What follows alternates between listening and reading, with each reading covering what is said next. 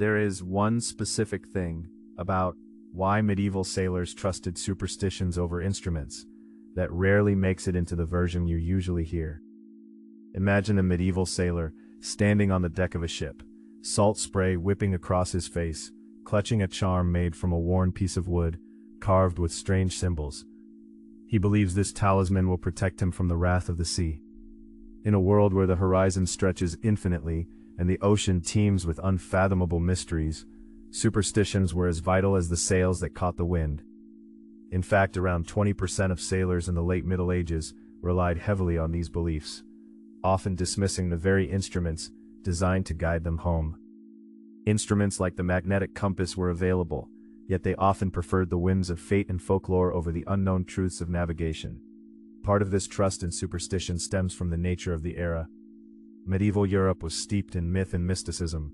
Daily life unfolded under the looming shadows of fate, divine intervention, and the supernatural. A sailor's world was brimming with stories of mythical sea creatures and ghostly apparitions. In his mind, the ocean wasn't just a vast expanse of water. It was alive, imbued with spirits that could either bless or curse a voyage. This relationship with the sea shaped their choices, often leading them to trust traditional narratives over scientific instruments. The stories passed around in taverns and whispered among crew members were not just tales, they were lessons, warnings, and sometimes a comforting blanket against the harsh realities of the ocean. Sailors recited chants to appease the sea gods before setting out. They believed that the slightest misstep, like stepping onto a ship with the left foot instead of the right, might invite disaster.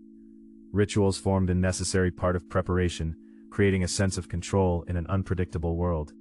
One specific event highlights this ingrained belief. In 1525, a fleet of ships led by the Spanish explorer Hernán Cortés set sail for the New World. Amidst their navigation instruments, the crew relied heavily on omens and portents. They interpreted the flight of birds and changes in weather as signs from the divine. While their compasses pointed toward the unknown, it was the fear of curses and blessings that ultimately influenced their choices. Cortés himself was known to consult astrology before major decisions, blending empirical tools with otherworldly guidance. The lack of trust in navigational instruments can also be attributed to a fundamental misunderstanding of how they functioned. Compasses, for example, were not foolproof. They could lead sailors into treacherous waters if misread, especially in regions where magnetic interference was present. In a time when navigation was far from precise, a compass needle could falter, turning it from a helpful guide into an object of suspicion. When faced with inconsistencies, superstitions offered a more immediate explanation for their misfortunes, dismissing the chaos of nature as the wrath of capricious deities. Even when the sciences began to emerge, the deep-rooted beliefs of sailors often clashed with new methods. The famous navigator Christopher Columbus, who sailed with the stars as his guide, also relied on superstitions and prophecies to bolster his confidence.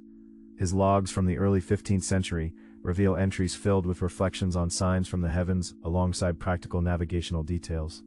He combined celestial navigation with the idea that his mission was divinely ordained, reinforcing the idea that faith and superstition could coexist with burgeoning scientific advancements.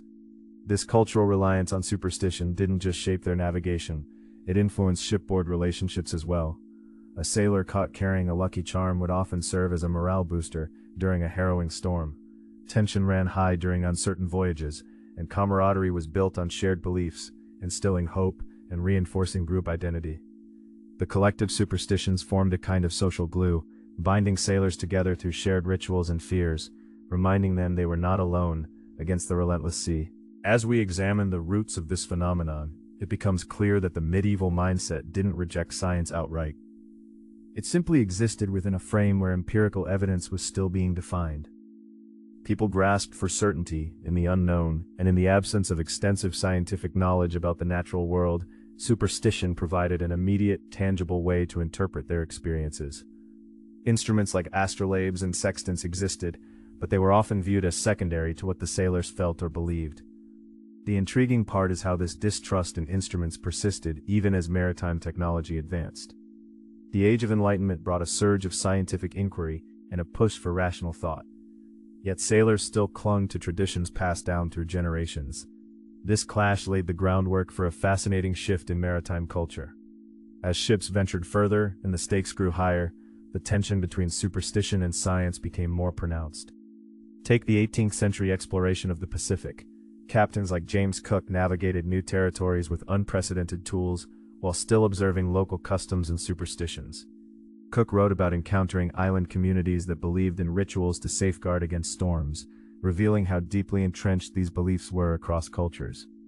For some sailors, their instruments might lead them astray, but the wind carrying tales of ancestral spirits, that was a familiar force they could trust.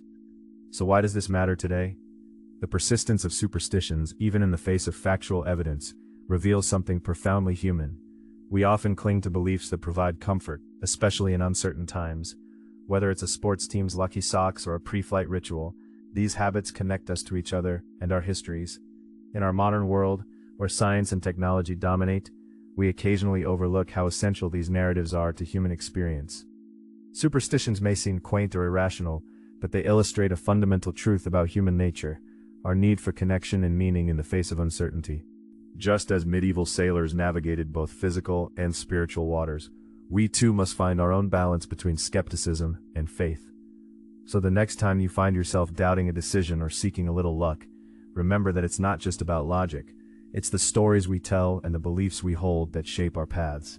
The ocean of life is vast, and while we may have navigational tools to guide us, it's those personal omens and superstitions that often give us the courage to sail on.